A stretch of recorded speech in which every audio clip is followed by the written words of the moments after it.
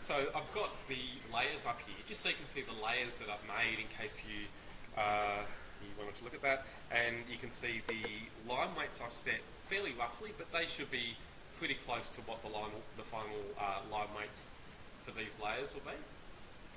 And then you'll see also, I'm just going to expand this, there are a few other layers in there. These are mainly layers that are coming with the blocks that I've inserted.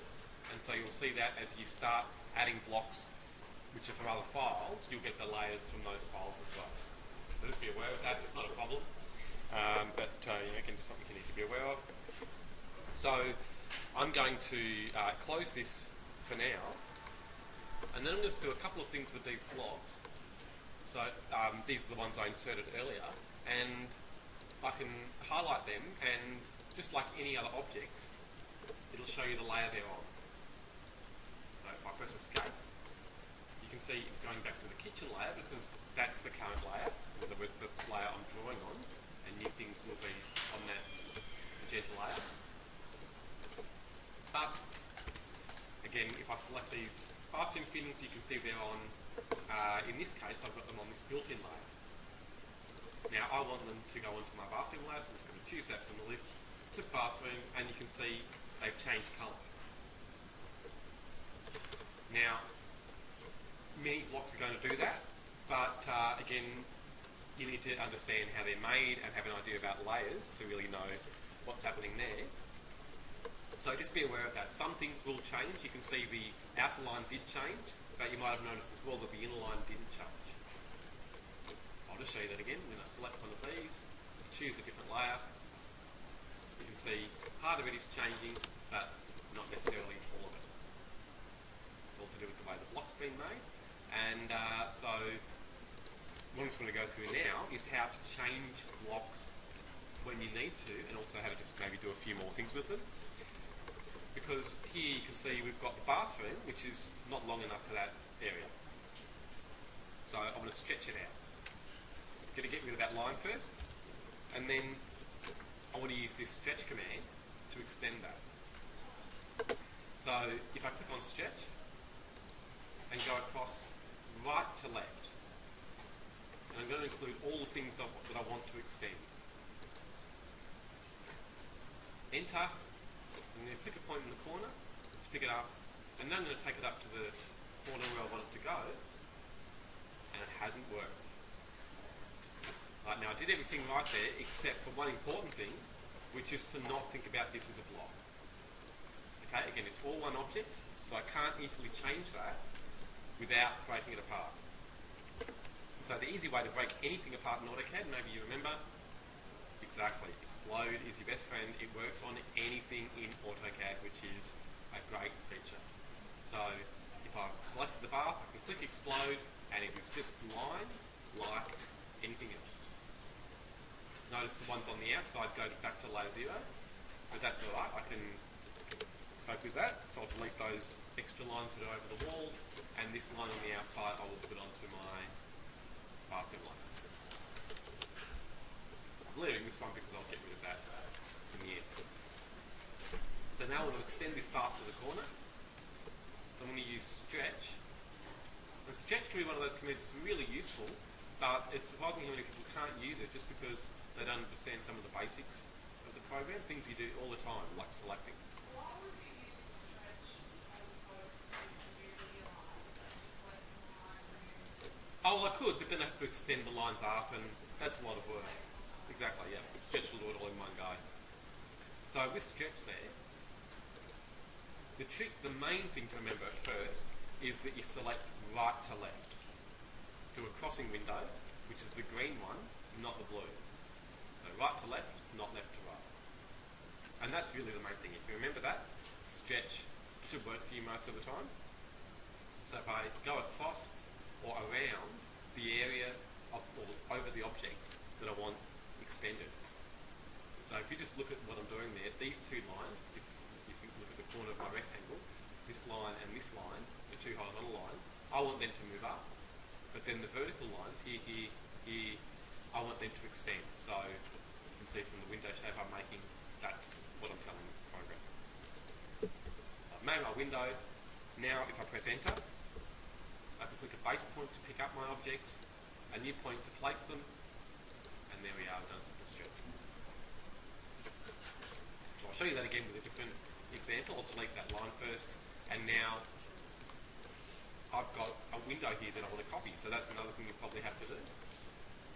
Drawn all the lines here I want in my window, so I'll select all of those blue lines. I'll use copy first, pick it up on the corner, and then take it to the corner in the top right. And it's obviously not as long as this opening, so I can stretch that across, again using stretch, right to left. I'm making the window, so clicking the point above and then going down to the left. Enter to finish selecting. I can point to pick up my elements, and then a new point to place them. It's a really useful command, and so once you've stretched those elements, then you should be able to look at making an elevation projecting from the different sides of this bathroom. So you start with copy the symbol, but you can see it's starting to look like jagged lines. So I'm going to show you just another handy shortcut. RE is the shortcut for regen. The RE enter will redraw the drawing and smooth out things like those curves. So I'm going to copy all of these lines and the circle. Copy button, pick it up, place that over in my bathroom. So we'll work out a better placement, but for now that'll do something like that. I'll have to come down. I've lost a few lines there, but that's okay. I can just easily add those in. And mirror.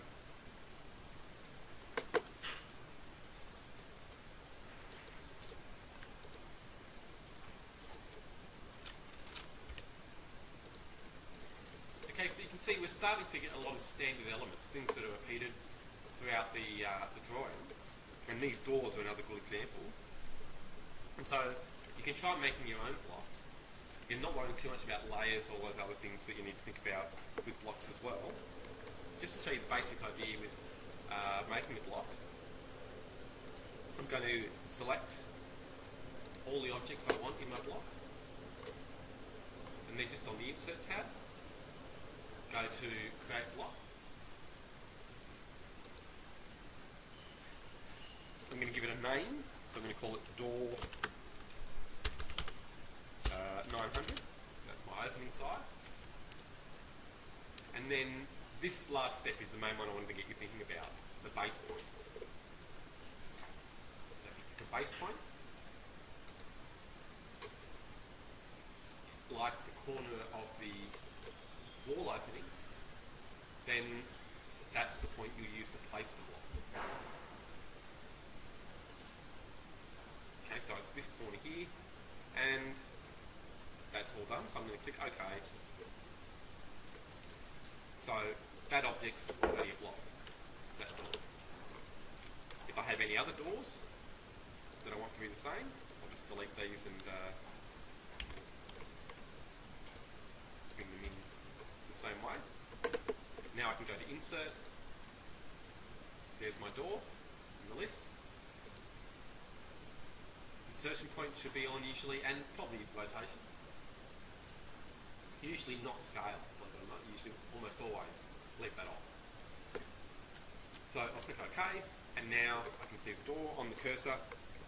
Don't worry too much if it needs to be mirrored after you place it. You can just click, usually to place the corner, use the cursor to give the rotation angle.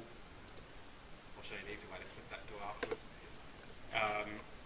Again, insert, and I can place this one, again thinking about the corner that would make sense. So here, this corner, and again, using the cursor, I can rotate that around. Now, I know this door is definitely facing the other way, so I'll draw a line with the bathroom layer. Also, no, I'll use the tile layout for the tile layout. So I'll draw a line across that opening. Okay, so that line is the length of the opening between the door jambs, which means it's a really handy measuring object. I can now select the door and use mirror, go to the midpoint on that line and do my mirror line from there. So no, so yes, I mean, sorry, to delete the original. And the same with this one, but I don't have a mirror line. So it's handy sometimes just to draw in an extra line to help you measure things or set things out. So don't be afraid to draw in as many extra objects as you need to work other things out. And so now with that line, I can use mirror on this door with the midpoint of that line to give my axis. These 2 points, and this time again, yes, give me mirror. So we don't want that line, and I'll just delete that. But just out of interest, do you think this is the way you should always do your bathroom, your bedroom doors, opening like this into a space that's got that sort of area? These days, that's how they probably would do them, especially in a lot of units and things where you've got a door close to the wall like that. But just have a look around you. If you look in a lot of older buildings where they had rooms exactly this size, so I'm thinking Victorian buildings around this area, the door, you'll notice, is the opposite way. And it's for a good reason. Just think about the door can open. And so the door provides privacy. And that's actually an important thing. And so you shouldn't always do it like this. That's the cheaper way, not the cheaper way, but the way that maximises the space, but again, usually in newer developments where they're trying to get in as much as they can and sort of get you thinking about those things. Otherwise, that's probably enough on the blocks. To do the elevations, you'll need to have a couple of elevational blocks. And so I've got a, coming around here, I've got a elevation view, hopefully, of this WC. So I'm going to put in a line from the floor layer. Like my walls would just come up from there, from the plan, just like before.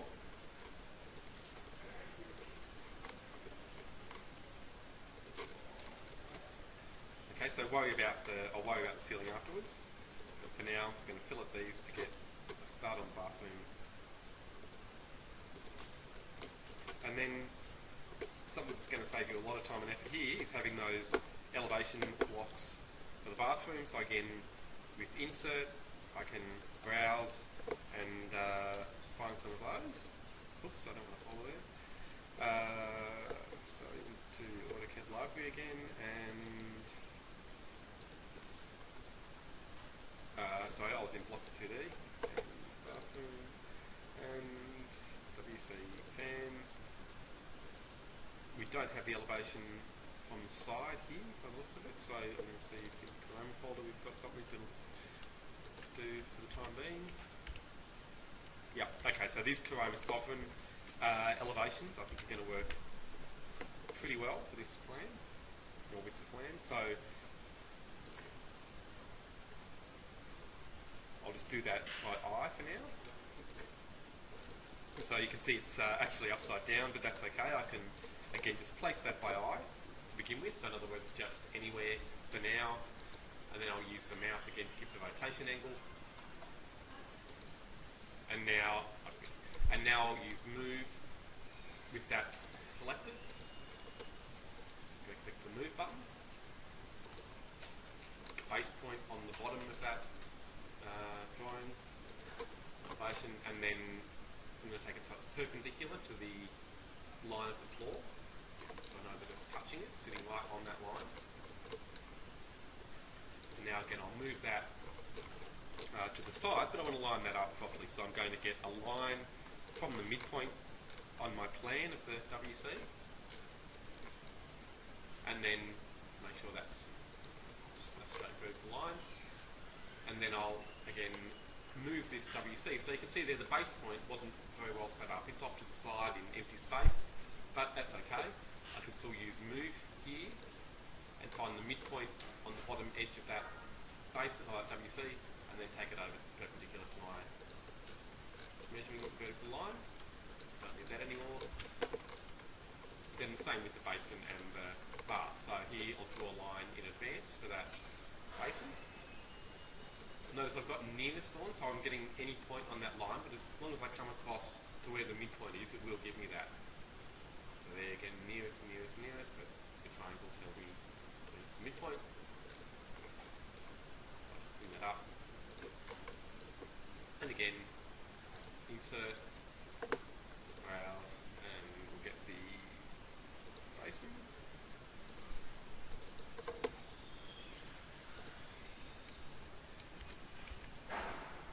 So don't be too precious about the elevation you choose. I'd say it's going to change anyway, and so I'm going to be fairly random with this one,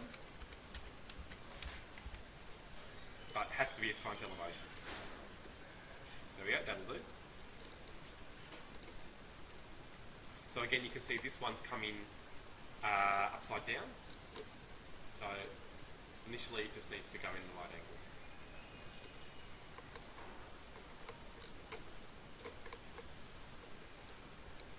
Okay, so there you'll need to have a vanity drawn as well. And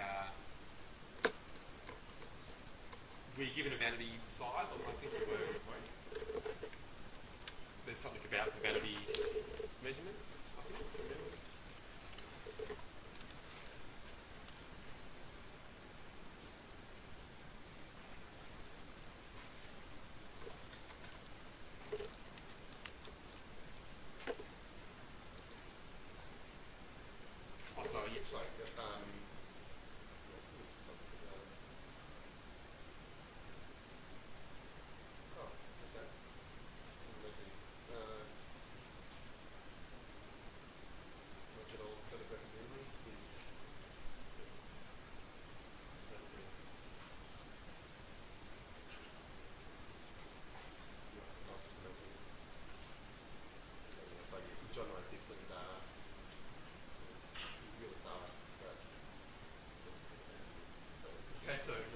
Okay, so you don't have a vanity height in the brief.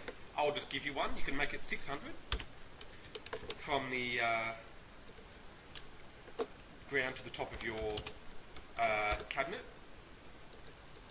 and then just put the basin on top of that. That'll be fine. So again, it's got a base point that's off to the side. We don't want that, so I'm going to use the move tool to pick up the base on the bottom of that and then place it. So you'll need to work out your vanity cabinet size. Again, I'll maybe give you one to start with. So if you offset, let's say, well, sorry, I might just check the size of that unit first, so it's not, so it's going to work with it. Yep, so I think 450 would be good, and that's perfect. So again, offset 2.5 from that centre line, and that should give you a 450 wide unit. So I'll get rid of my centre, or we have double, no, I'll have double doors on this one. So I'll just put all those lines onto the my bathroom layer, fillet, tops, trim to get rid of the lines I don't want. So I've chosen the floor and the top as my cutting edges. And then I just want to have a kickboard maybe, so I'll offset 100 mil for that. So from the floor I'm going to offset up. And then again with trim, tidy up those cutting edges, enter, and then I can get rid of the parts I want. So that again just needs to have everything on the bathroom layer, which will do for now. So that gives you a reasonable elevation, I think, of the vanity. Then the bath as well, you'll need to get that started. So just to give you an idea about that, the bath elevation again needs to be from the right side. So this elevation is not. Here you can see there's a file with the elevation we want, but it's got some other things in there. So if I can find another one, I will use that, but no, I can't. So, right, so let's put this one in. And that's fine. When you see a drawing or a block that has too much in it, you know now that you can explode it. So here, I'll just click OK to place this somewhere. It's asking me for a rotation angle. You can zoom out if you can't find the objects and then hopefully see where they are, and in this case they're coming in off to the side. So I'll type 0 and enter, and that'll keep the rotation angle at 0, so I can then have a look at these and do what I need to. So select them, quick rotate, click a base point in the middle, and then type 180 as the angle to rotate. And then I'm going to select them again and click explode, get rid of the things I don't want. It's all just lines now. And then I can move these lines across, picking up from the corner there, and then snapping it onto the corner here. Now, I want to move those objects again. So it's a very final thing I'll do. I'm going to show you a trick there that'll save you from selecting all of those things a second time. Whenever you click move or any of these tools where you have that select objects option, you can type P and then enter, and that'll select the previous objects. So I selected all of my lines again, 20 or 21 of them. Enter to finish. Then I can pick it up on the base of that elevation and then take it straight up so that it's perpendicular to the floor. Okay, so then just before I finish that up, can you see any lines there that you definitely would not need? If you're thinking about what you see when you see a bath up against the wall like this. What about this one? Okay, so think about it, the bath is up against the wall, so we're not going to see that. That's the edge you would see if it was exposed. But again, this is built into the wall. That bath is actually cut into the wall. So I can delete that line. This line you could make straight, but I actually don't mind it coming away at an angle that makes the bath, so the WC, make a bit more sense. So that's all coming together. It's got most of the measurements set out. So finally, I'll just get all of that onto my bathroom layer. In case I've missed any lines, I'm just going to select all of this and choose bathroom. So that'll be okay as a starting point. We'll look at doing the tiles for the walls next week maybe, and that'll be great if you've at least made a start on your elevations and also thinking about how to project things in different directions. That's really all I'm after at this stage. So otherwise, don't be worried if it seems like a lot of work and it's taking you a long time. That's fine, because at first it will. That's normal. And so just before I finish the video, I typed in plan and then enter twice there to put it back to the starting view.